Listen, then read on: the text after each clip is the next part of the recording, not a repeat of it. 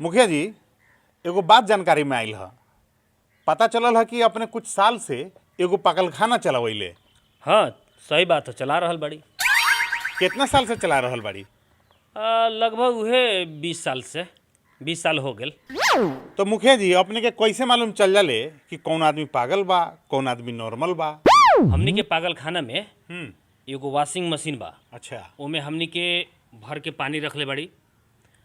जे आदमी आवले जरा के हमनी के चेक जांच करे के बा कि नॉर्मल बा कि पागल बा, तो ओकरा से हमनी कहिले कि ई वॉशिंग मशीन में भरल पानी बा, एगो बाल्टीन बा, एगो जग बा आ एगो चम्मच बा।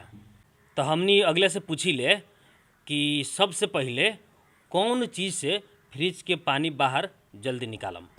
सर ये तो नॉर्मल बात बा कि जल्दी पानी बाल्टीने से निकली। जी ना, अगर नॉर्मल आदमी होई तो वॉशिंग मशीन के पानी पाइप से ही निकाली। महेंद्र, इनका के 4 से 20 नंबर बेड पर भरना करता, यो पागले बुझाई था। सर हम पागल नहीं की, ये हम तो पत्रकार नु बाड़ी। यार पत्रकार पागल ना होले का? तोहर दिमाग हैंग हो गइल बा, तोहर इलाज बहुत जरूरी बा। ना सर ना, हम पागल नु बाड़ी, हम पत्रकार नु बाड़ी, छोड़ न दिया। चल सर पत्रकार पागल ना होखले। केने लिखल बारे जे पत्रकार पागल ना होले। चल तोहर इलाज जरूरी बा। no.